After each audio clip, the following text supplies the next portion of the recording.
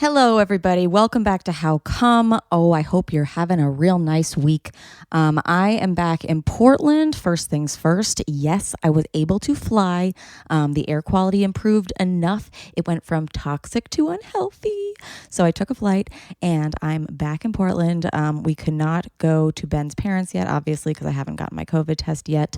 So I am not reunited with my chunk Grace. Miss her very much. This week hasn't been great for me. Ben and I got robbed. Our car got broken into, or his car, but like everything that's yours is mine, baby. But literally, I think it was because my weed and my coat were in the car. And yeah, I think somebody who needed weed and a coat just like broke into the car. So we didn't love that, but that is nothing compared to the collective loss that we have all suffered, which is the passing away of Justice Ruth Bader Ginsburg, who was a cultural and feminist icon. We could not even begin to explain the things that she has done. I tried to explain it to the boys around me who weren't sad enough. But here are some of the things that RBG did for women. She gave us the right to sign a mortgage without a man, the right to have a bank account without a male cosigner, the right to have a job without being discriminated based on gender, the right for women to get pregnant, have kids at work. Women were told they needed to sterilize themselves or face being fired as late as the late 70s. Imagine having to choose between motherhood and making money. Like, no man. Sorry. She fought that wholeheartedly. She also gave us the right to a pension equal to male counterparts, the right for men to receive widowers' Social Security benefits, so that also helped men, the right for women to be lawyers and lawmakers. So yeah, we were really upset. Also, I mean, the political implications that if the Republicans get the vote through and appoint a new Supreme Court justice while our current president is still in office, the balance of power would shift decisively towards the conservatives. So, you know, some of us are really sad and really worried that, abortion rights might get rolled back, or any of the other rights that we've been fighting so hard for the past forever. Anyway, I finally got off my lazy ass. No, I didn't get up, but I registered to vote. I hadn't yet, and I did it, and I registered, and now they've sent me an email, and I just have to submit for my absentee ballot. So if you haven't started it yet, don't feel guilty. We don't have that much time, but you've got time. If you listen to this, register to vote, and then get your absentee ballot if you need it, and then figure out where you can drop off the mail. I heard that's a really good thing, to drop off the mail instead of relying on the postal service. So look that up. And then, yeah, I'm actually very interested to see how you guys respond to this episode. And we're so lucky that we get to make this podcast. I'd like to give a big shout out today to Helix Sleep.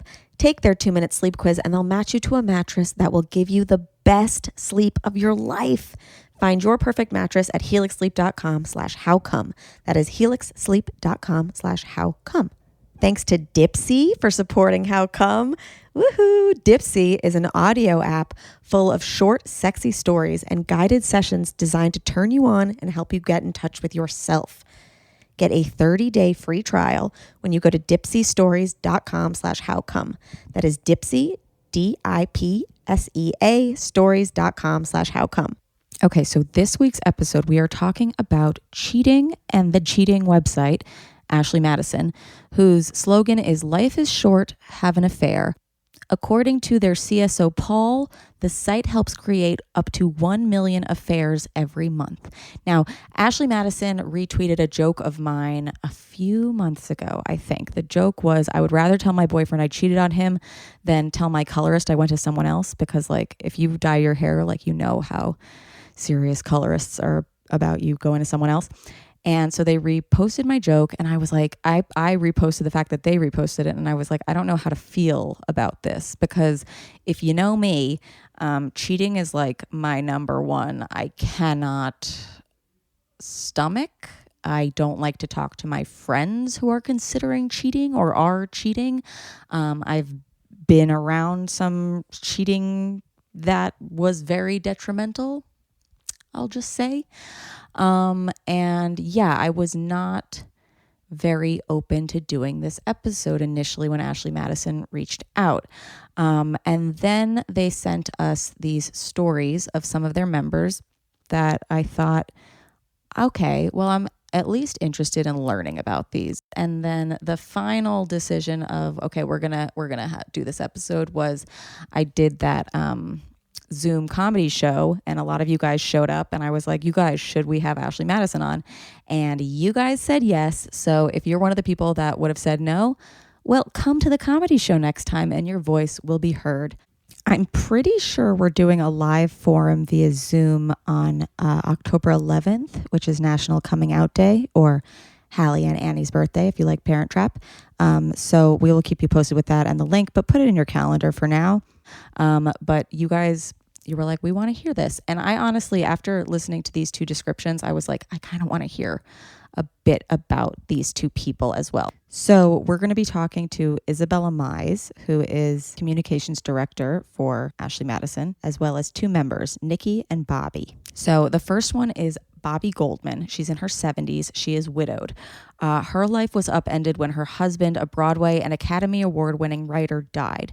Before the pandemic, she was seeing around 6 men fairly regularly, all from Ashley Madison and all married. She has no intention of marrying again. And our second member is Nikki. She's in her 40s. She's in an open marriage. She joined the site just over 2 years ago with her husband's knowledge. So she's technically a hotwife because her husband encourages her to have sexual relationships with other men because it's exciting to him.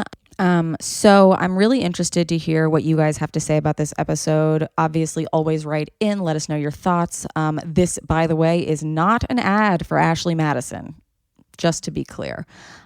We just thought these two stories were very interesting. And we really appreciated Ashley and their team for being so open with us.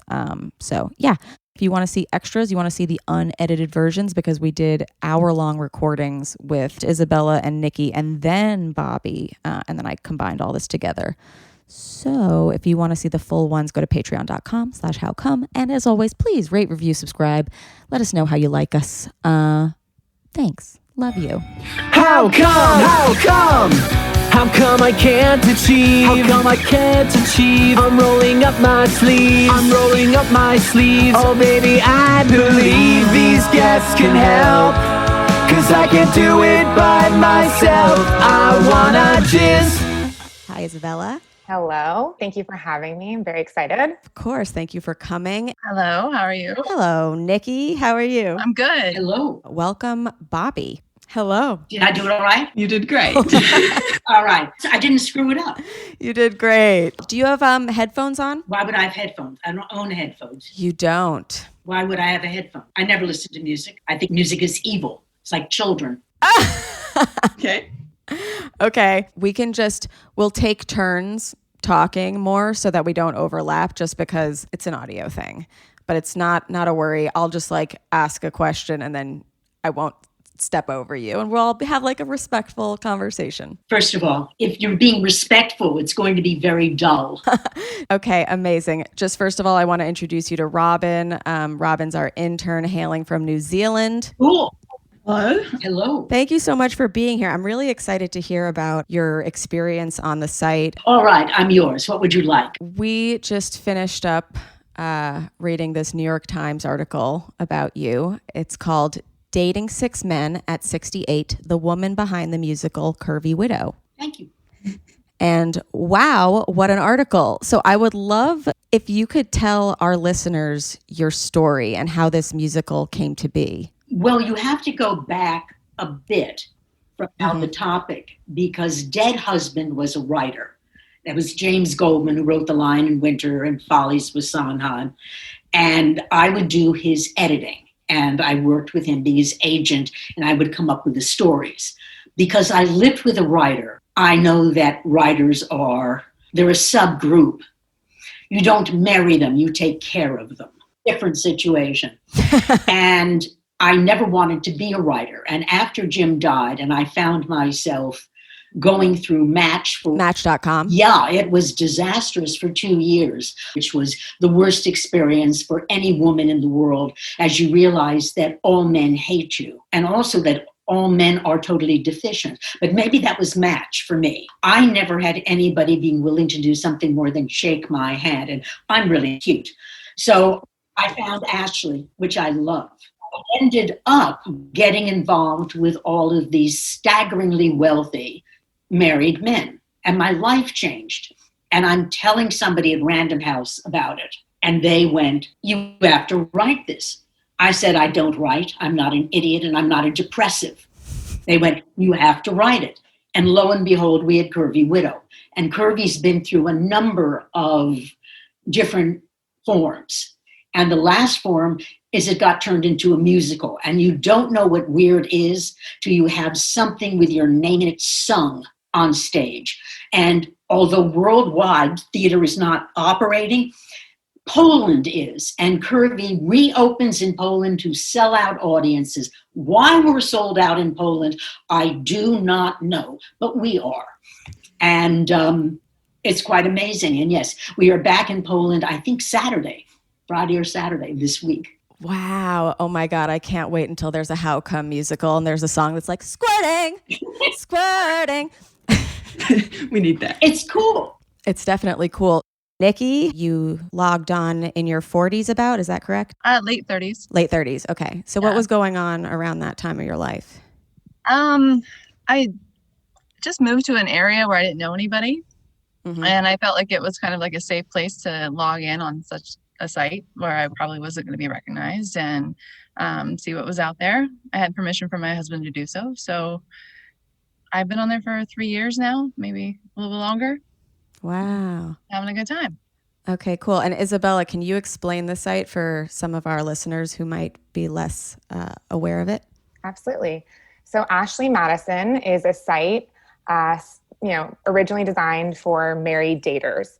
So someone who is married, attached, and looking for someone else who's married to have an extramarital affair, discreetly, of course. And I know that the slogan is "Life is short, have an affair." Yes, that is the slogan. Yes. How did you find out about it? By accident, I went on an evil adult site. Now, you have to understand that I'm not your age. I'm old. And when I was dating, we didn't really do internet. That was not done. And if you did it, you would say it the same way you would say that I'm cheating on my taxes or I'm a child molester. I mean, it was not talked about. It was a bad thing.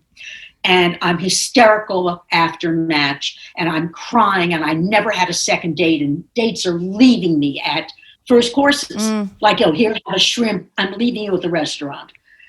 And it's Christmas Eve, and I think, okay, I'm going to find a new place. And I'm like an idiot. I'm alone, and I'm there typing away, and I put in adult sites, thinking they're for grown-ups. Yes, laugh at me now. See if I care. I'm the one dating the rich man. And all of a sudden, my screen is filled with dick shots. The smallest one, which could be compared to a baguette. Wait, this... Oh my God. Screaming hysterically, saying this is wrong. On the other hand, I'm thinking maybe there's somebody to go out with. And because I am spoiled, I figured, how do I find somebody rich on that site? So I find a man next to a Jaguar with a good watch. This is Christmas Eve. And I write him a little note, and I go out for dinner, and I come back, and there are 300 emails to me. Because apparently I'm the only woman on that site who is not posing with an AR-15. Wow. Okay? And the guy in the Jaguar responds, and he says, I'm a banker and I'm a widower and I live on Central Park South. Can I take you out for a drink at the Essex House? And I said, of course. Safe, completely safe.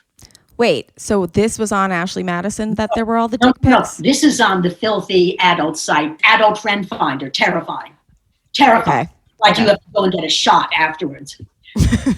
And Right, this but guy, Adult Film Finder made you want to start finding relationships with richer men. Not just penises. Let me finish this and I'll answer that. So what then happens, of course, is I meet him and he's cute and he's this, and I think, okay. And I haven't been with anybody for a while. And he asked me back to his place. And I said, yes.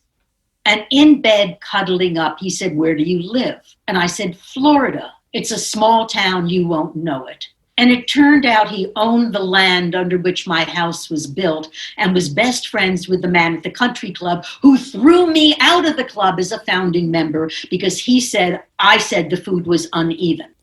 Now I have somebody I could know who is part of my social group, who knows everybody I know, who has picked me up from a sex site with big dicks. Oh, wow. I went away and I never went back. And I saw an ad for Ashley, which looked civilized and nice. So I went on Ashley. Yeah. And I've been on Ashley now for 15 years. I'm one of the original members.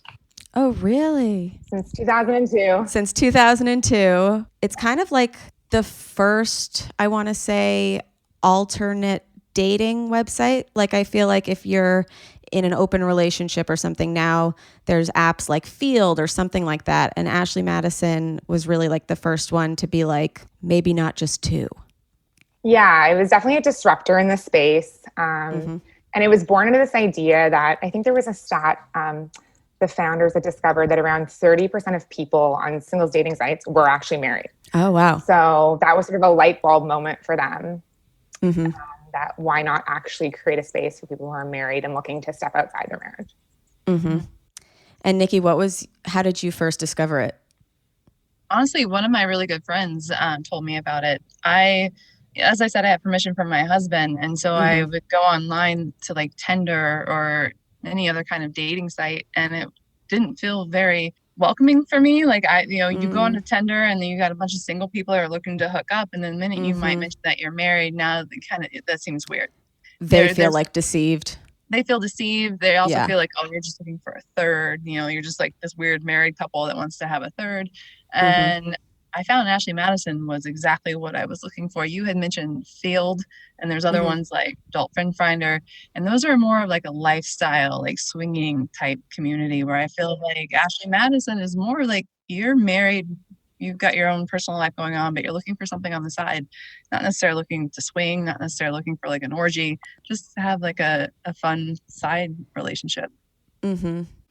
Which I guess is hard to just like write that in your bio, or maybe there aren't as many people looking for the same situation. I mean, I know Field that they do have all different types, but yeah, this is a more specific, like I'm married, you're married. I would say that like from my experience personally, I think most of the men that I meet on there are looking for one other person. They're not looking for like a whole like different, a lifestyle. bevy.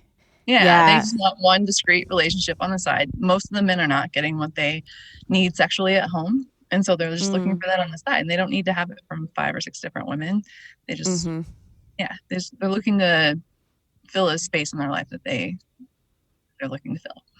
Would you say that most of or any of the men that you met, were they in the same situation as you, like their wives had given permission as well, or? I've had a couple of guys tell me that their wives have given permission for a lot of different reasons. Like some women just aren't really interested in sex anymore, and they realize that their husband is, and they're not going to deny him having sex. I was in a relationship with another guy whose wife had a hysterectomy, which completely drained all of her sexual drive. And she would tell him when she was really, really drunk, when she got drunk, she's like, I understand that I'm not fulfilling my role as a wife, and you can go out and find it somewhere else. And I asked him once, I said, have you ever confirmed that with her when she was sober? And he's like, no, I would never talk to her. I wouldn't want her to like say, oh, don't listen to me when I'm drunk. But no, it's then they use that like, drunk words, sober thoughts, right? Right. Yeah. Yeah. I think it's funny though. I really believe whatever excuse a guy tells me, like why he's on there and he's married. And my husband always laughs. Says I'm being naive. He's like, they're just telling you what you want to hear. I go, there's nothing that I want to hear. I mean, like you're not trying to. Sometimes you suspend disbelief in movies, like why not in relationships as well? Right. Nikki also technically is not cheating. If a spouse agrees to it, it's not a cheat. Bobby is not married at all. I wrote an incredibly snotty, unpleasant, rude profile. No picture, of course. Nasty profile. Like, if you come from the get away from me. That kind of thing. And for regular people, they run from that. But if you are very wealthy, like we're talking, either you have your little neck check card or your private plane, You think that's really cool. And they send their CVs. Mm-hmm. Here's a picture of me donating $10 million to Harvard. Can I take you out? So that's what I go out with, and that's what I'm dating. So I love Ashley. Totally. So before the pandemic, you were seeing around 6 men fairly regularly, all from Ashley Madison. Yes. Needless to say, not during the pandemic. Good. That makes me very happy. No, I had COVID. I was out for almost 3 months with it. You did? It's an awful virus. Horrid. When you started going on Ashley Madison, did you ever think that you would be pulling in that many numbers at a time, or were you just looking for like one person? I was coming from Match, which meant that you never got anything. Look at the numbers, okay? For every woman who is trying to find a date on Match, it's like a man's fingernail in terms of numbers. There's no connection, okay? There are women and women and women and women and women. And the thing about single men, because the reason I rarely date a single man, I'm about to go out with one and I've already warned him that it's probably not going to work because he's probably going to irritate me, which is what I said, which made him, of course, interested. But when you're on Match, there's nothing but women. There are no men. And if you are past a certain age, there are no men. And the men who are on are either so spoiled that all they'll do is say, so I'll bring a sandwich over to your house. What? Yeah, I've had that from Match. Oh, stories from Match. For 2 years, I can go on. I was left at Peter Luger's. I was left at theaters. I was left at because I'm known, and particularly in restaurants. Restaurants love me because I appreciate them. I understand them. They think I'm funny. And so when I go to a restaurant, there's a lot of fuss and presents and chefs come out and there's all sorts of things. And this guy at Luger's looked at me after the champagne came out and said, "You don't need me. I'm out of here," and got up and walked out. Ooh. Another one in Greenwich, he rode up in his Ferrari. These are not poor men. And I ordered something called an Oloroso sherry, which is just a lovely sherry, not expensive, but just a type of sherry. And he said, "Are you trying to make me feel like a bumpkin? I'm out of here." What? I drink sherry every night with my boyfriend's mom. You like Oloroso? Have you had I it? have not had it. We do the one that Fraser drinks.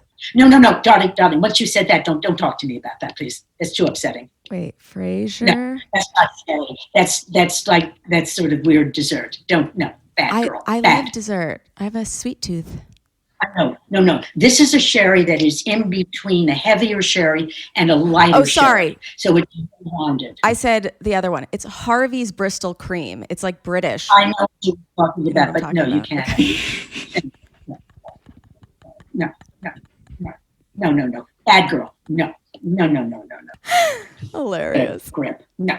I'm a comedian. I don't have a sherry budget. It isn't about cost. The thing costs less than or the same as the other stuff.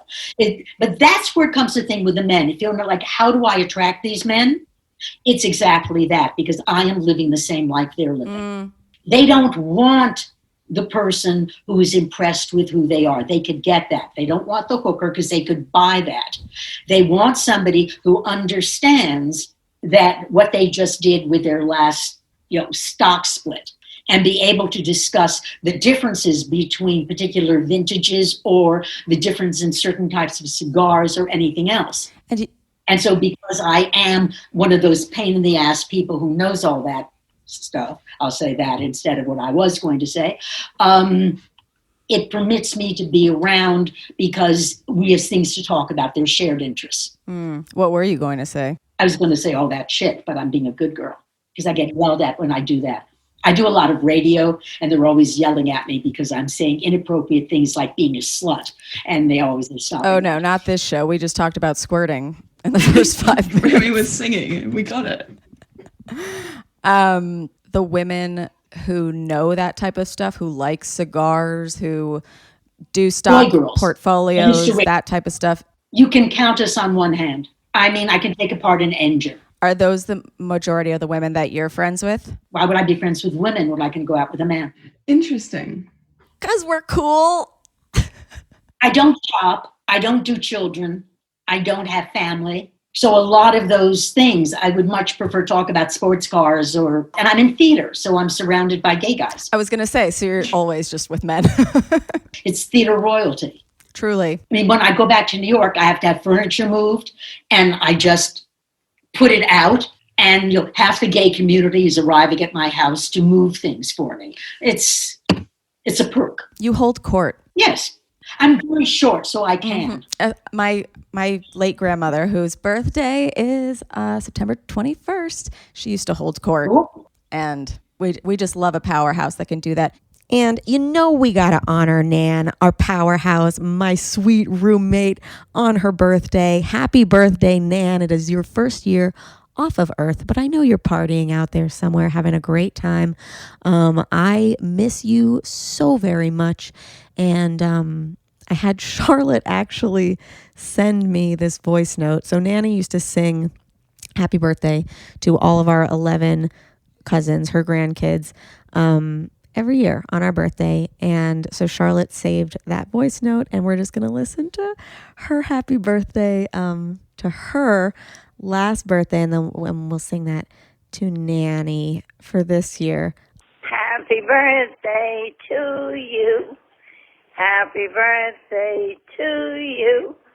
Happy birthday, my Dear darling Nanny. Charlotte. Happy birthday to you. Yay! I miss you, Nan, so much. I miss going to lunch with her. I miss gossiping with her. I miss laying in bed with her. There's nothing more that I miss than snuggling in bed with my Nan and getting cozy, especially like after like a rough day, just getting in, hearing hi Cookie, and then suddenly feeling good. I don't know if you guys are bed people, but me and Nan and like our whole family, we're such bed people. Like all 11 grandkids would like pile into bed with her. We watch Family Feud. We'd have the best time. And if you guys are like us and a bed is a focal point of your family, or maybe a bed is just a focal point of your life, I don't know. Do you sleep? Maybe you deserve an amazing new mattress. I left my favorite mattress at Nan's apartment, which I told you my brother and sister-in-law are moving into. They seem to want to keep my mattress, but I was like, no, Helix mattresses are made for your body. It's like, yeah, it's cozy, but the great thing about Helix mattresses is that it's the level of cozy that you need. Helix Sleep has a quiz that takes just 2 minutes to complete, and it matches your body type and sleep preferences to the perfect mattress for you.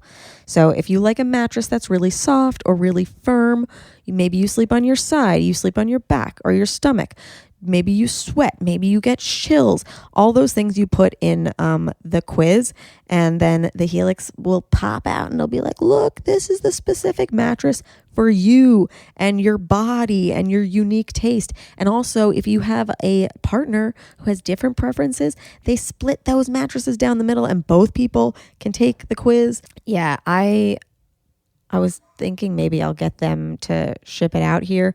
Or maybe I'll just get a new one. Like, I want to be sleeping well on both coasts, and I have a feeling I'll be heading back to New York at some point. But the shipping of getting a new Helix sleep mattress is so easy. It literally comes in a box, and then like I just want to get it so I can watch it expand again. It's so cool, you guys, and so comfortable. I want to be having sex on amazing mattresses, and Helix actually designed their mattress with sex in mind. All their mattresses are hybrids, meaning they have both foam and springs in them, unlike many other companies, which usually just have one. And having springs in your mattress rather than just foam, this is where the exciting part comes in, keeps you from sinking in too much, and it gives you the perfect level of bounce. Their high quality springs are incredibly quiet and they won't sag. So even if you have a roommate, they won't hear you during your non-sleeping activities. I had my old roommate, Nanny. She slept on my bed and she was a pro at beds. And she was like, this is the best mattress. And I was like, I know, Nan. Because I took the quiz and I got matched with the Helix Sleep Midnight, and I initially thought I needed something like a lot squishier, but I took the quiz and the quiz was like, no, you need something a little firmer. And it's still like very, very comfortable. That's the thing, is it tells you what your body needs. Sometimes you think you know what you want It'll tell you what you need. You guys, I think I don't want to like take a diagnosis, but I think you need a new mattress. Like the world, it makes a very cranky person of some of us, you know?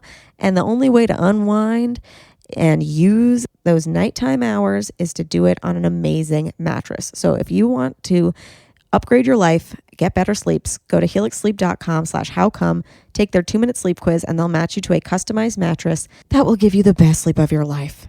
They have a 10-year warranty, and you get to try it out for 100 nights risk-free. They'll even pick it up for you if you don't love it, but you will. Helix is offering up to $200 off all mattress orders and 2 free pillows for our listeners at helixsleep.com/howcome. That is Helix, HELIX, sleep.com/howcome for up to $200 off. Amazing. Okay, now speaking of bed, things we can do in bed. Actually, you can do this thing anywhere, but I've been enjoying doing it from bed. We know that physical health, mental health, sexual health, they're all very important, right? I'm not so good at those first two, but I am very good at sexual health, and I am very good at recommending things for sexual health. And I think if you want to take care of your whole self, you need to prioritize your pleasure. And I feel like the best self-care is pleasure of the body and mind, especially when you have a lot on your mind, because right now it's times of stress and anxiety, and it can be hard to remember to take time to focus on yourself. But remember, your joy and pleasure are very important, especially right now. So put your well-being first with Dipsea. Have you guys heard about Dipsea? Oh my God. Dipsea is an audio app full of short, sexy stories and guided sessions that are designed to turn you on and help you get in touch with yourself. Sounds fun, doesn't it? It is. The stories are relatable. They are immersive, so you feel like you're right there. It's like a little like TV show, but audio, so you can just visualize what these people look like. And there's something for everyone, whoever you are and whatever you're into. They add new content every week, so there's more to explore. You can find stories about a spontaneous hookup with a hot stranger. You can hear something about getting closer with that sexy yoga instructor you can't stop thinking about, or even stories that you are trying like a new toy together or getting tied up. There are all of these different things on Dipsea, and they're amazing. Like we've been talking about like erotica and fan fiction and stuff. Like these are little fantasies that you can live out yourself between your ears, in your bed, or like in the car, like literally wherever you are. If you've got whatever, if you don't want to listen with headphones around people, like that's up to you. But they add new stories every week, so you'll never get bored, and you can spice things up with Dipsea. Their wellness sessions also can help you unlock new confidence or heighten intimacy with your partner. I have just started using it. I want to do it more, and I will tell you guys, but I've mostly been just listening to girl on girl stuff, if I'm honest, because it's like a little escape. Like I'm not looking to hook up with anybody, especially in COVID, and especially because my boyfriend and I haven't had that talk.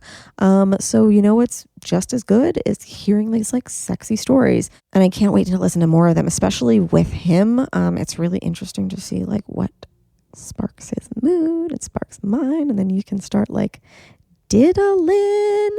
Anywho, for listeners of our show, Dipsea is offering a 30-day free trial when you go to dipseastories.com/howcome. That is a 30-day free trial when you go to Dipsea, DIPSEA, stories.com/howcome, dipseastories.com/howcome. You guys are going to be obsessed. Nikki, does your husband play an active role at all? Like, does he ever meet these people or help you choose them sometimes? No, I mean, there's been times where he's encouraged me to meet up with somebody, somebody that I might have written off without meeting them in person. He's like, we'll just go have a drink, see how it goes. But otherwise, he kind of leaves it up to me. I spend a lot of time on the site just chatting back and forth with some guys I've never even met. He gets a little annoyed with that. He's like, why are you chatting with them if you're not going to meet up with them? But I've actually made some friendships with people on there that I've have no intention of meeting in real life, and they know that there's nothing going on between us, but just like chatting and getting to know each other and chatting about, whatever you have to complain about at home or what's going on in your life. Mm-hmm. I think that's so kind of funny that it's just like, you're not gonna fuck him, you're just gonna talk to him. Yeah. What the hell, bro? He does better talking than me.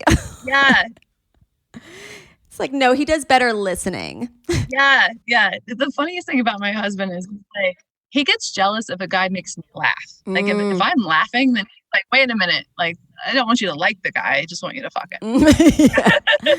What does it look like when you're like, are you usually like on your computer in the next room, or is it like sometimes next to him, or? It's always on my phone. Like I have the app on my phone or whatever. So like, he has complained sometimes, like you're on your phone too much. And whenever my phone dings or makes a beep, he's like, what's that? What's going on? I had to tell him, I said, anything like Kick or Ashley Madison, if somebody's messaging me, it doesn't make I shut off those notifications. Like this is for work. This is an email. This is a Facebook thing. It's not another man. That's when he starts to get jealous, when it takes up his time. Yeah, you're like, no, these things alert me. I just go into Ashley Madison because I want to see what's up. Exactly. What was your like first conversation like? Like, was it like, hey, I'm lonely, I'd like to fuck more people? Or was he like, hey, it seems like you're not happy? Like, how did that first snowball get rolling? My husband and I have been together for 18 years total. And I think in the first congratulations. Thank you. Married 15. The first year that we were together, I would always tell him about my past experiences. He'd ask me about boyfriend, college or whatever. And like me telling him stories like of me hooking up or having sex with men in the past, like really turned him on. So in the very first year of us being together, he was like, hey, why don't you just go out one night and just like fuck a guy? Just like come home and tell me about it. Cool. So it started from the very, very beginning. And it took a long time before I actually like jumped into it. And like I said, 3 years ago, we moved somewhere where we didn't know anybody and I felt safer to do it. Yeah. And really like dived in and gone full steam. And now he's like, wait a minute, maybe we should reel back a little bit. But I've been having a good time the last 3 years for sure. Yeah. And then like if ever he has said like, I'm not comfortable anymore, does that change things for you? It does. Just like any marriage, we have ups and downs. And we had I don't know, maybe it was a year ago, we had a fight and he's like, maybe you shouldn't do that anymore. And I said, no, I'm going to keep doing it. Because for me, honestly, we have our own, like my husband and I have our own life stress. We own a business together, we have kids together. And when I go out with a boyfriend, quote unquote, it's my escape. It's my vacation. And he understands that. He gets it. He's like, I know that when you're out with somebody else, you don't have to worry about anything else. And for him, he feels like it's a gift that he gives me. It's almost like giving your wife a day at the spa. She gets away from everything. She gets to relax. She gets some white stuff on her face. Exactly. Little cream. Facial. Facial. One way to look at it. Yep, for sure. I think it's such a great thing. Like, and it makes me love my husband even more that he is so cool with that. He knows that I can go away for 24 hours and come back happy and relaxed. And has your sex life with him changed since you started? Yeah, it's better. It's better. Like I feel like me being with somebody else is almost like a Viagra to him. It turns him on. So it definitely makes our sex life hotter. Yeah, and you go and like learn some new tricks that you're like, look what I can do now. Honestly, after 18 years, new tricks are a good thing. Yeah, and just like to see what the kids are doing. I try not to go below 30 because those guys are they're into some weird shit. Oh, really? Yeah. I have a whole theory on 20-year-olds. Like, I like anybody who can add to the mix, and it doesn't matter what I'm eclectic. So, I date men who from their early 50s, nothing less. Men in their 40s are very bad. It's a bad age for men. Mid 50s is when they start to become interesting. Mid 50s up to mid 70s in that. So I have a big range. What's wrong with mid 40s? They just haven't figured it out yet? They don't know who they are yet. And they're still full of themselves. And you want to like punch their little noses in. What was your relationship like with your husband? Were you guys monogamous? Yeah, he's a writer. They're just depressives. Sure. I was completely monogamous, and he was just writing or thinking he was dying of some form of cancer. The man woke up one morning and said he had cancer of the heel. Made me take him to the doctor. Looks at him and said in the kind of voice you use with a teenager, Jim, do you have new shoes? Jim said, yes. He said, maybe you need to wear them a couple of times. You don't have cancer of the heel. That's a writer. So I feel like most of your life was kind of like not catering to him, but. Well, he liked dinner parties. So I gave a formal dinner of multiple courses 6 days a week. Wow. And then I feel like Ashley Madison then was kind of your time to enjoy yourself. I can't tell you, Ashley really changed my life, which is a really weird thing to say. It took a while to learn how to use it. And once I understood not single, because if a man is single and he's on Ashley or looking for help, if you're a man and you're single, you could get a date walking down the street. Hi, I'm a man. Will you go out with me? And you can get 8 dates. Mm-hmm. So it is the ones who can't that become interesting. And they found that they have chosen not to go with a hooker or not to go with somebody from their business or somebody that they know. And they're going just that outside. And that becomes interesting. Mm-hmm. And also, do you think there was like a protective element? Because like you do come from yes, the higher percent or the lower percentage. You know, Ramona Singer says, I'm in the 1%. I don't want to go on dating sites because I don't want to date below me. Yeah, well, first of all, if you sound like Ramona Singer, everything is above you. But that's beside the point. You always have to be clear about what you're going out with. I don't go out with retired. Why not retired? What excuse do they have to be with me? There's no business meeting. And they're going to talk about their golf game or they're going to want to go on their boat. Ugh. No, I want to talk. I want to go to a wonderful restaurant. And then you're going to take me to bed and amuse me. Bobby. Fair enough. When you like first logged on, were you very nervous about the discretion aspect of it? No, I'm not hiding it from anybody. And I'm in a certain area again that I don't really know many people. So if somebody that knew me found me on there, like, who are they gonna? That there's nobody to throw me under the bus on. Yeah. So I'm not worried about discretion, and but I do respect it on the other side. Like, yeah, no, well, because I know that the site has like a lot of very high profile people on it. There was a data breach in like 2015. On the one hand, it was like a very bad thing to happen, but on the other, I'm sure it got like a lot of like people joining. Like that's how I found out about it. My favorite boyfriend, who I've been with now for 2.5 years from the site, I asked him how he found out about Ashley Madison, and it was because of that data breach. He's like, remember like a couple years ago, it was all in the news. I'm like, I think they probably got a lot of exposure from it. Yeah. Yeah, we hear that a lot. And I speak to members so often, almost daily. So that's often a question I ask too, you know, how did you hear about us? And it's not an uncommon response. Obviously the events of 2015 were devastating. You know, I wasn't actually at the company. So I started in the company at 2017. So we were just sort of beginning to market again. Because, you know, following the events, there was a lot of work that needed to be done, you know, from a security and privacy standpoint to rebuild that framework and get the right people in place and just regain our members' trust, regain the public trust. So that was the number one priority coming out of that. I mean, I remember exactly where I was the day that they were having the news conference, telling the public. So it's a Canadian company, Ashley Madison. So started in Toronto, where I live. And so I remember sitting at my desk that day. I was working in a PR agency and looking at the TV and watching this and going, could you imagine working at that company? Right? Can you imagine doing PR at that company? Right? I work in the, you know, like that must be, you know, that's like Olivia Pope shit.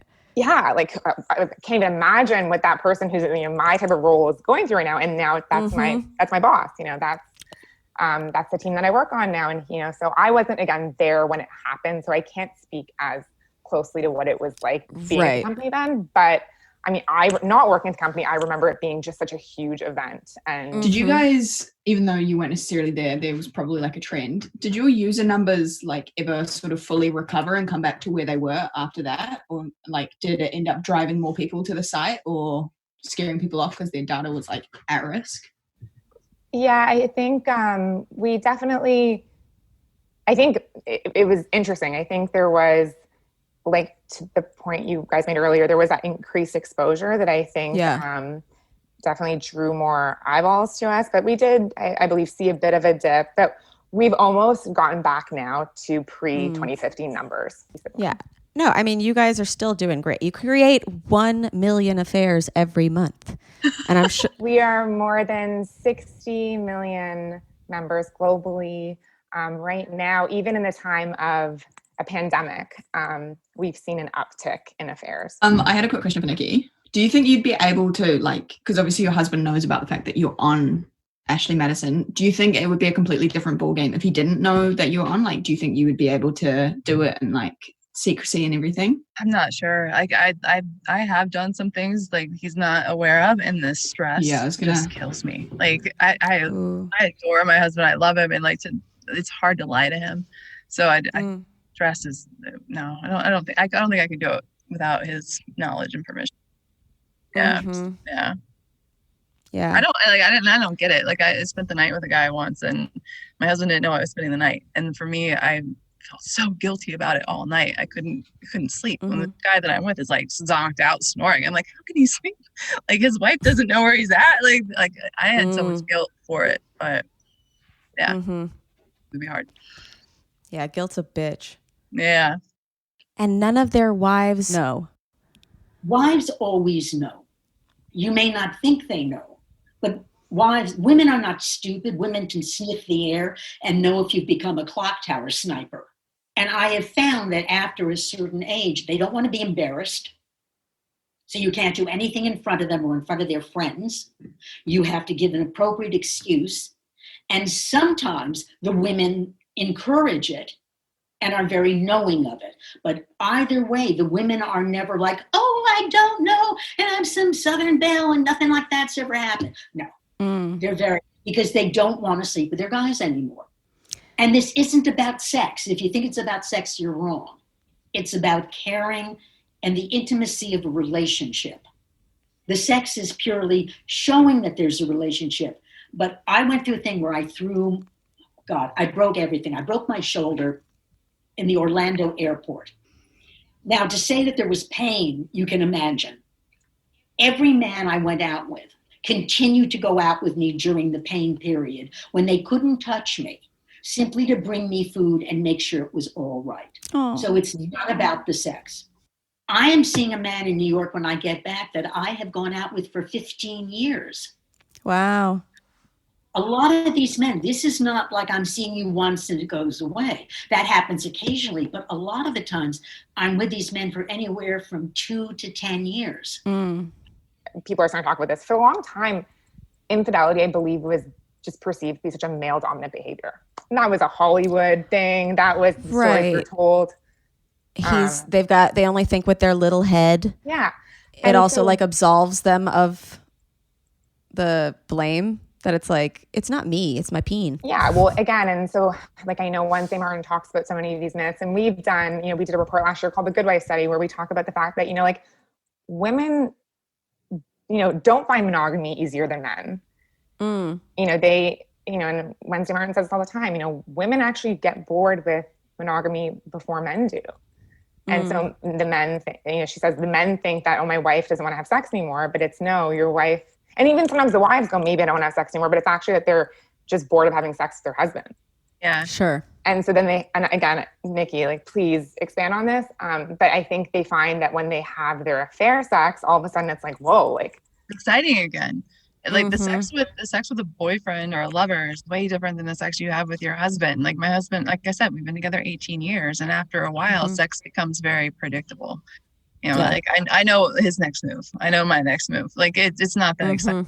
And I think a lot of women who don't feel like they want to go out and cheat, like it's not an option for them, or it's not something they want to pursue. They just get bored with sex, and they get bored with themselves, and then their marriage becomes boring. And I think there's a small percentage of women that are like, fuck this, I'm going to go out and have an affair and like relit my own fire. But I think most women just kind of give up on it, and that's what causes their husband to go out and cheat, because she's no longer interested in sex, because the sex is just boring. It's the way it is. And for me, like when I go out and I'm with a guy, like we just have a great time, and it's a lot of fun, and it makes me feel sexier. It makes me feel more desirable, so that when I am with my husband, it's not as routine, you know, like hey, this, because I had fun doing it the other night, and it keeps things alive. Like in a way, I think it's a really healthy thing for a marriage, but not everybody can. Yeah, no, I think in your case, it's definitely like awesome, and like the fact that like he gets off on it like makes me really happy. I do though come from my own background of having, you know, lived through an affair that was devastating for a lot of people. So, you know, my when I think of cheating, it's really not what you're doing, Nikki. Yeah, but I also feel it from the other sense, where I know I'm the bad guy in a lot of these situations. Like the guys are dirtbags, right? They're cheating on their wives. Their wives don't know what's going on, but I'm an active participant in that. So it is something that I kind of have to close off for myself. Like I know there's a woman on the other end that would be hurt if she knew what was going on, and I kind of have to close that off and just, you know, pay attention to my own shit, basically. I'm like I said, whatever reason they tell me why they're cheating on their wives, I just believe it, because I don't really care if it's true or not. Like you don't need to lie to me to make me feel like, oh, your wife's a bitch, let me sleep with you. You know, so like just kind of focus on my own thing. And I know I'm not the good guy in the situation. But sure. Well, I mean, ultimately it's, you're not cheating on their wives, you know? Right. You're the other guy. It's okay. I would blame I think you're a good guy. Yeah, right. I think I mean, you know, like your husband knows everything. Like you're just out fucking. Having a good time. Yeah, you're just giving other people a good time, and he's, you know, yeah, but I'm sure it must be difficult thinking about like, ooh, the wreckage sometimes. Yeah. I think it's so interesting, the topic, and sorry, I'm going to cut you off, but this topic of just like the, like looking at, again, like you spoke, Remy, about like the fallout of your personal experience. And it's not always just like the couple that experiences like the consequence of that. It's like, again, it could be the family, it could be like social circles, all of this stuff. And I think that, again, the idea of creating a community like Ashley Madison, and people always say like, you know, who's your biggest competitor? And we say it's actually not like another site or another like social media tool. It's like the workplace, not the workplace now because no one's in a workplace, but it's the workplace, it's social circles, it's your neighborhood. Yeah. It's places where there's actually like, and again, we all know like the workplace affair, work husband, work wife, and like this thing called like vicinity attraction. You're more attracted to people you're seeing every day, and you're going out for after work drinks. And exactly. I think what's funny about that is, you know, again, I've only been a member for 3 years, and I told my husband, I go, how did people do this like 30 years ago when there wasn't a website? Because I go on Ashley Madison and they know I'm married. I know they're married. We're not there to leave our spouses. Like I'm not looking for a new husband. He's not looking for a new wife. But 30 years ago, when you were the secretary or the coworker and your boss is hitting on you and you start an affair, you don't have that. Do they have that conversation up front? Like, hey, this is just no. And they were having the conversation down the line. When are you going to leave her? When are you going to leave her? And actually really stringing people along. Yeah. So I think that sort of like, you know, those type of affairs, I think really have the potential to like blow up your life. And I think, again, we talk about like, you know, a successful affair being an undiscovered affair. And, you know, I don't believe anyone wakes up one morning and says, I really want to hurt my spouse today. I really want to ruin my life today, or I don't think people, go in with that intention. I think there are few people that do that. And certainly people I speak to, that use our site, that's not their intention. It's not to end their marriage. It's not to hurt their spouse. It's just they want to be someone else for a day or a night or a week. Yeah. It's or not like fill up their ego again. Yeah. It's not, they don't want to be with someone else. They want to be someone else, feel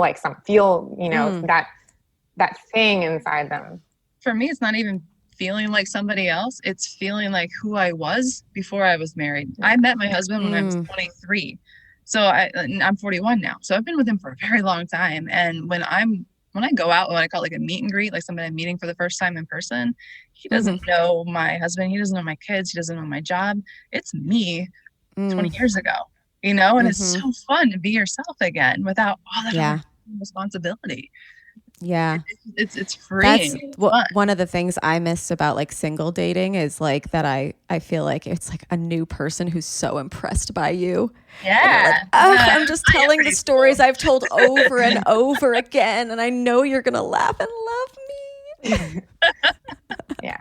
It's the novelty. It's a novelty thing. Yeah. Yeah. So you think the majority of the men that you see aren't sleeping with their wives because their wives don't want to have sex anymore? A lot of these men are with wives who haven't slept with them since the first year of their marriage, except for the children. And I said to one of them, honestly, they've been in separate bedrooms since. And I went and said, why did you go on and then marry her? And the answer is always the same. I figured it would get better. I said, have you thought of divorce? Oh, that's too hard. I don't want to do that. And besides, she's lovely. That wouldn't be honorable. So these are really nice men. And they'll tell you right off, my wife gave me permission because she's very sick. He is so guilty that it never works. Are there men that you are currently seeing who have wives who are totally okay with it? Or do you? You can't do that with a woman, except some. Most of them, it is an unsaid situation. Right. You do not talk about it. You do not that. Occasionally, you meet somebody where it's as open as anything in the world. I have one man I go out with. His wife knows. She goes out. It's an open marriage for both of them. I find that so completely confusing. They flew to Asheville when we were doing our show, and he brings her. And she's crying. She loves the show. And she holds my hand at dinner. And I'm a little like going, okay. And she goes, I love this show so much. You're wonderful. But Bobby, you look tired. Would you like to take him home with you? And I'll just take a cab. And I went, no, I think I'll wait for New York. But thank you so much. And I didn't feel well one time. And she sent food over to the apartment. Oh, that happens occasionally. I adore her. I adore her. Kind of sweet. But that's my only one of it being odd. Otherwise, a lot of them, the wives just don't anymore, or the wives are sick, or they don't have an arrangement. That's too formal. They're ashamed? No. They would think it's not honorable or nice. Sure. They would never do anything to hurt the family group. But because of who I am, they will take very public positions. I've been taken to the Tonys by my married men. They'll come with me if I go to an opening, even if I'll last 15 minutes, they will come with me. They invest in my shows. They come to the meetings. They come to rehearsals. So there's a lot of openness. My friends know who they are. But I would never put them into an embarrassing situation. Mm-hmm. Yeah, no, you're not trying. Does anything about them being like in a relationship with somebody else or technically cheating, is that like exciting? No, I'm like the good wife. I am just under 5 foot. I have gray curly hair. I'm in no way considered, and I don't wear makeup of any kind. No, the only thing you're going to think I am is a member of the man's board. And yet, I've never had a situation where if there was an attractive man and I wanted him, he didn't come over to me, which I found out years ago. when we went out. Do you remember who Yvette Mimio was? Mm-mm. Okay, she's now dead. She was one of those great blonde little starlets, and she starred in a number of like beachy movie things, and she was married to Stanley Donen, who did Singing in the Rain. And we're in London, and she was a blonde beauty, and I'm a short, stubby Jewish girl. Even if I don't weigh a lot, I'm still not. And I'm thinking, we're going out with Yvette. I'll be lucky if anybody even says hello to me in this entire evening. Mm-hmm. After 10 minutes, I had every man at the table, because when it really comes down to it, if you're interesting, they really will come to you, unless you're, again, in your 20s or your 30s. And if you're in your 30s or 40s, if you're in your 20s, you're going to come after me anyway, because the young ones always are, and you just tell them to go away because they're snacks. Another good part about married men, they're gone by 9. You have a snack, watch TV, curl up in bed. I like sleeping with my TV. I don't have to ask permission. The single guy wanted to know if he could spend the night. I'm going, why? Why would I let you say? Are you crazy? No. I have a question. What is your sign?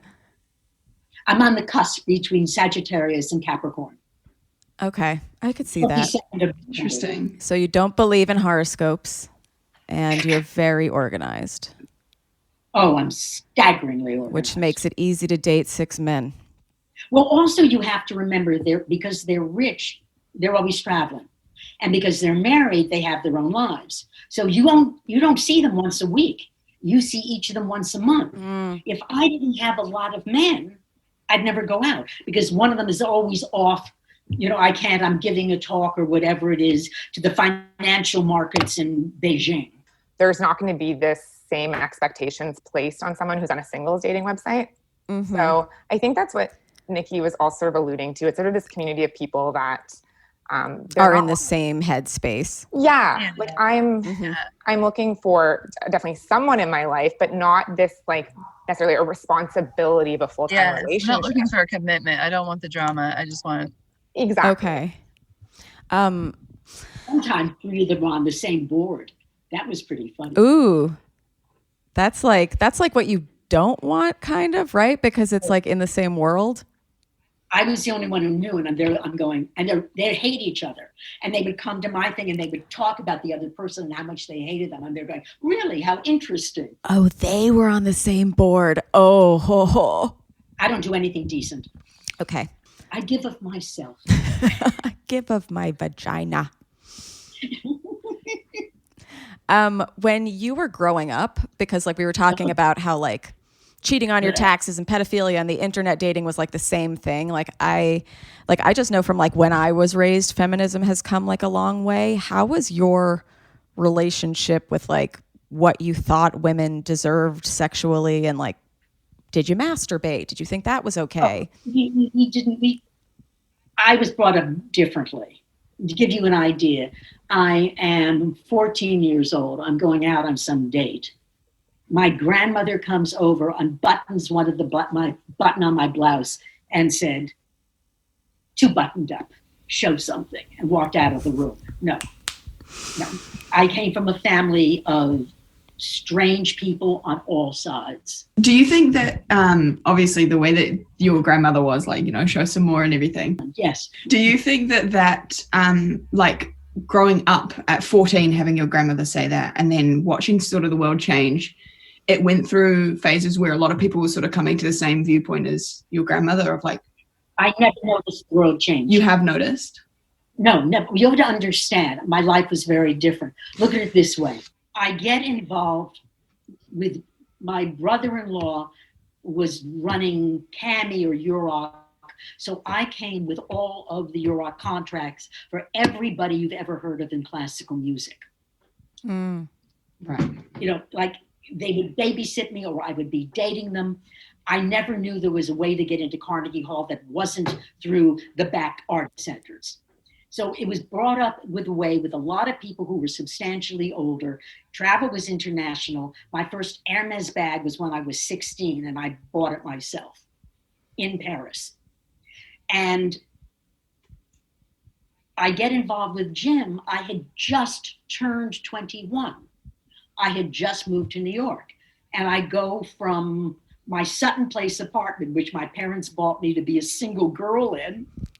I lived on Sutton Place. Cool. Which one? I lived with my grandmother. I can't say, but we were 56th Street. Oh, I think we were in the same building. Cool. 25 Cannon South. Yeah. That's insane. Crazy. And it was all weird. So I lived there very briefly, and then I moved in with Jim, who left his wife, not for me, but because they hated each other. And but he was that much older. So now my friends are not my age, not anywhere close to my age. But my friends are like the last of the great golden age of musical theater and of the movies. So I'm a child of Joseph E. Levine and Sam Spiegel. And when I got married, it was like musical comedy heaven. You know, how Prince turned the pages of the march for Sondheim, who was playing it. And John Cantor was our best man, who never gave us a present, not that I know. So funny. So I didn't know anybody my own age. Everybody was accomplished. Everybody gets the New York Times obit. So there was no normal, oh my God, look at those women over there. I had no contact with them. Interesting. Have you always been good at getting yourself off? Yeah, I'm unfortunately, I'm not even, it's really silly. Yeah, I require no work. That's probably why the men like it too. Well, you have to, again, I'm not trying to sound as pretentious as I seem to be sounding, but then what do I care? I don't know who you really are. It's good. I love it. Men are programmed, good men, for one thing, which is to make a woman come. If you make a woman come as a man, you have done your manly deed. If you can't, or the woman goes, that's what kills them. They're perfectly happy not to have sex themselves if they can make it happen for you, because to them, that makes them attractive, because that's what the end result is. You have to go back to basic sense of that. And so when you're easy, like I am in many ways, you've never seen such happy men in your entire life. Yeah. And it's, look at what I did. And you go, yes, aren't you? Yes, you're wonderful. Yes. So it's tough to ask this because you are so easy. But like, do you think that you just call me a trollop? No, I mean easy to make come. But yeah, but like nothing, no effort at all. Strumpet. No. Medieval research, yes. Are those men though that you're finding on Ashley Madison, they're really seeking to do that? And if they don't know, they're men. Why are you giving them thought? Yeah, I think what's kind of fun about being with other people is just seeing the way everybody else's method. You know, like they've talked about the female orgasm and how women should experiment with different ways of masturbation to see how different ways they can get off. And in a way, it's the same with men. Like people, men will ask me, what do you like in bed? And the answer to that really is I don't like to answer that question. Like I'd rather just experience with somebody. Like I've been with lovers before that are like, everything is super slow and it builds up, you know, and that's super hot. And then I've been with lovers that are like really rough and tumble, and that's fun too. So I don't want to say like, this is the way I like it, because you just want to live their adventure. Show me what I like, you know, like, show me what you got and I'll tell you if I like it, you know? Yeah. Have you, and you don't have to answer this if you're not comfortable, but have you always found it easy to come on your own? Yes. Okay. I've always been able to get myself. I get off better by myself. Okay. Do you remember the first time you ever did? It was probably like junior high age. Got off by myself. Yeah. Yeah. Probably. Hands? Yeah. Oh no. That was the younger years, or like when you have like a pillow that you're like pumping. I think that was how it started. Yeah. Well, no, because I was gonna say, like, for the women or vulva owners listening who are like, oh, I'll just get a bunch of people to do stuff to me and they'll figure it out. not the best way. Like, only do that if you can get yourself off and then experience other things as like a supplement. Yeah, for sure. But it is very important to figure yourself out first. Yeah. So I'm glad that you did that. Yeah. And with your husband, has orgasming always been easy? It's like a relationship. I think like sometimes it's easier than other times. I don't know. But there's so many different factors that go into the female orgasm. Depends. Totally. Has he ever had the desire to use the site? He has, yeah. And Okay. like when this first started, it was just about me. And I think the first time he brought this up, I was afraid that his whole motive was that he wanted to go out and have sex with somebody else. And I was always really super opposed to that. And I think in the last year or two, I've been more open to it because I've just had so much fun with the site. And I don't feel like any relationship I've had has been a threat to my marriage. So I kind of feel like giving him the same gift that he's given me. Yeah. Like I don't. And that's on compersion, you guys.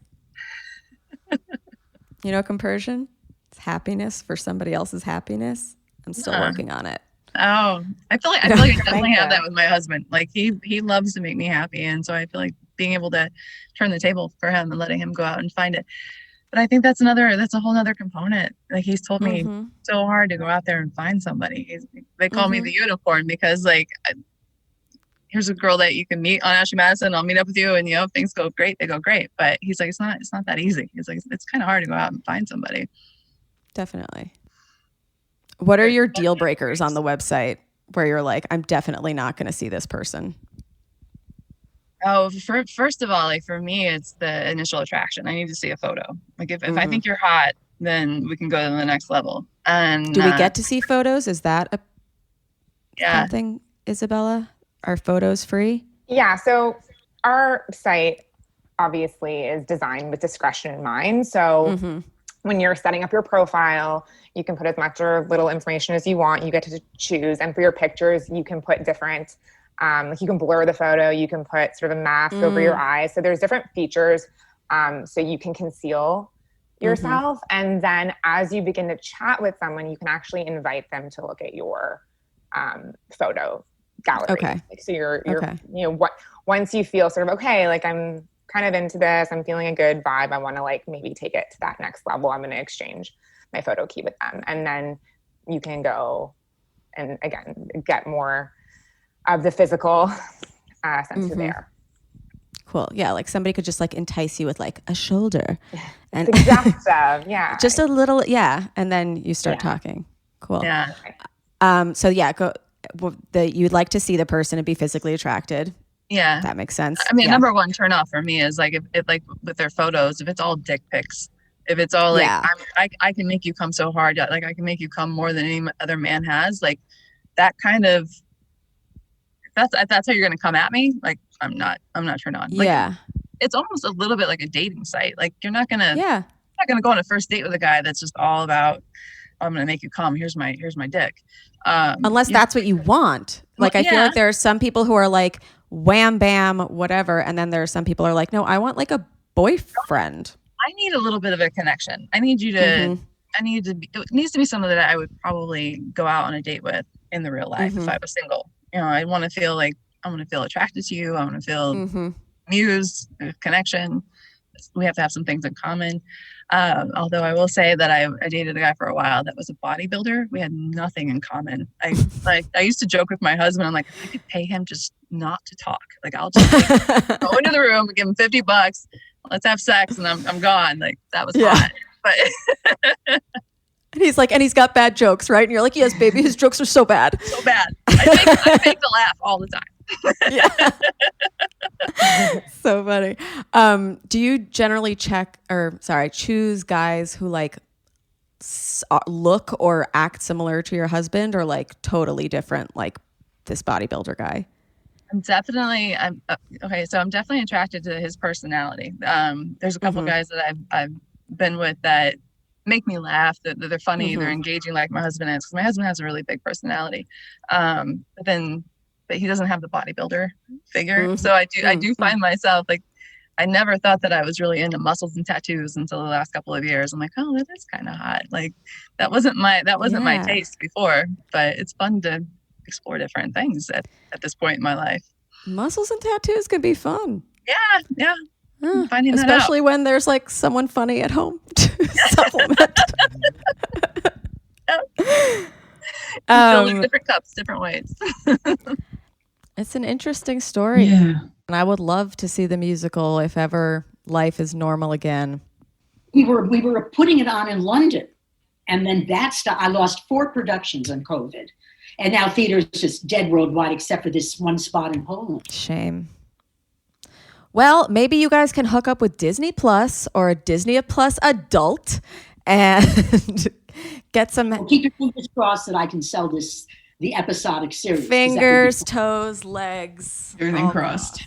I've enjoyed it. You guys are fabulous. Thank you. You have been wonderful. It's so nice getting to talk to you. I do have to ask this to everyone after a sexual experience, which this has been. Bobby Goldman, did you finish? Oh, yes. Thank you. It was wonderful. You were gentle and fabulous. Oh, And I love your microphone. It was so good. thank you. It's all about girth. Isabella, did you finish? I finished. Yeah. Okay, great. Nikki, did you finish? Did twice. Awesome. Okay. Yeah. Ooh, yes. Wasn't the first time I came in this car, actually. This is the first time I've came on my parents' bed. Oh, Big things. This is my family house. So there you go. I've never had sex in my parents' bed. is this a drinking game now? I never. Yeah, never have I. Never ever. have I. Yeah. Oh, I had sex in my parents' bed and I got chlamydia there, so that I never did it So again. that's a cautionary tale. No sex in parents' bed. Okay. I was literally smote immediately. Robin, did you finish? I did. I have finished now. Thank you. It was amazing. You guys were great. I enjoyed this. You guys are terrific. Thank you so much. Thank you so much for coming. Thank you for having us. Thank you for having us. And we will see you next time on How Come. Goodbye. Bye, guys. It's not you, it's me. I try so hard to finish honestly. They say you'll know when you go all the way from A right down to O. Oh no, I think that I still got a ways to go. Oh, I'm sick of this and I have got to know. How come? How come? How come I can't achieve? How come I can't achieve? I'm rolling up my sleeves. I'm rolling up my sleeves. Oh baby, I believe these guests can help. 'Cause I can't do it by myself. I wanna just... If we have anybody write in and maybe has specific questions for you, sometimes we do a follow-up recording. Darling, I'm really easy. Anything you want. I hear you're easy. Yeah, ask any man. You have my email and everything? I don't think I do. Can you? No, we don't. Yeah. No, this was so fun. I really, I was very hesitant to talk about Ashley Madison because like cheating is like my number one, like, fuck you.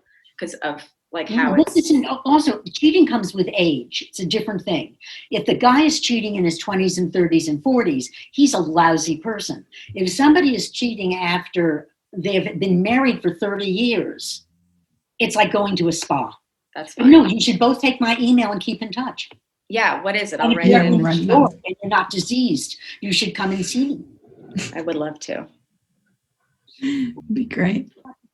I actually liked Quarantine, but that's actually, and I keep on watching every movie about death and disease. There was one about Ebola I saw yesterday. What, was it good? No, it was terrible, but I couldn't handle Ruth Bader Ginsburg being dead. So I was watching anything to take my mind off of it because I couldn't watch regular TV. I'm not being able to watch regular TV for days because I get too upset. Yeah, I feel you. It's horrible. Oh, it's horrible. But yes, thank you again and have a great rest of Bye-bye. day. Thank you. Bye.